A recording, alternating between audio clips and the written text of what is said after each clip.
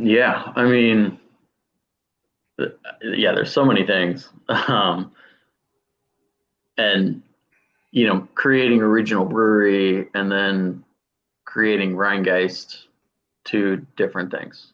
Sure. Um, you know, Going from 0 to 100,000 barrels a year in 5 years, which is insanity. It was lightning in a bottle.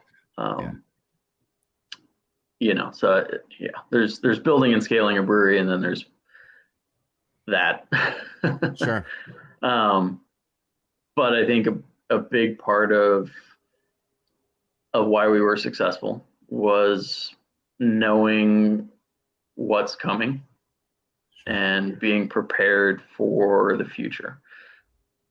A lot of people, when they start breweries, obviously they're in it for the long haul, right? So you're Hmm. not necessarily building a brewery and then getting out and then starting another one and then getting out. You don't get a ton of reps on a brewery startup usually. Having been through Golden Road and then jumping into Rhinegeist was kind of a unique perspective and a unique education for me, because I got to see how to do it quick. What are the problems that you're going to have when you scale beer as fast as we did? How do you need to build a team? What kind of resources do you need,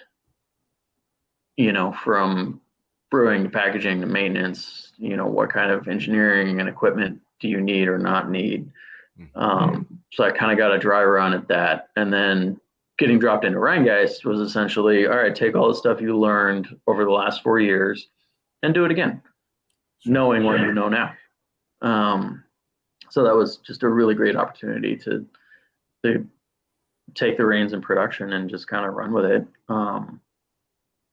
Knowing that at 10,000 barrels, you don't need a brewery engineer and you don't need a maintenance team. But at 30,000 barrels, you absolutely need those. So you Sure. hire those people when you're at 10,000 because you're headed towards 30, towards 50, towards 100. And same with equipment. When I got there, we were running on a 5-head cask, Hmm. which we had one at Golden Road.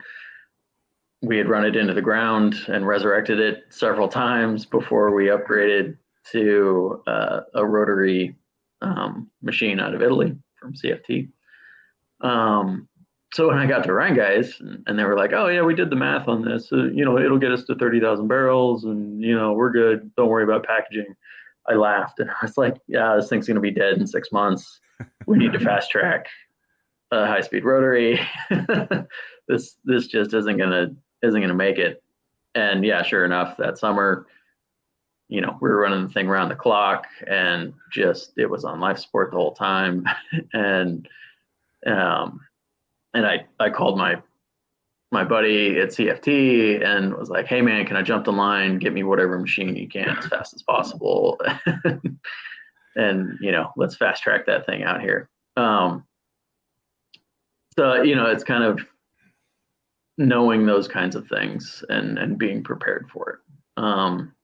Scaling recipes is a big thing. When you go from at Golden Road, it was a 2-vessel, 15-barrel Premier up to a fully automated 4-vessel, 50-barrel Braucon.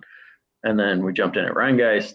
It was a JV 20-barrel and then a 60-barrel Braucon. It took one batch and we were fully scaled. Truth was flavor matched and we were off to the races. Oh, yeah.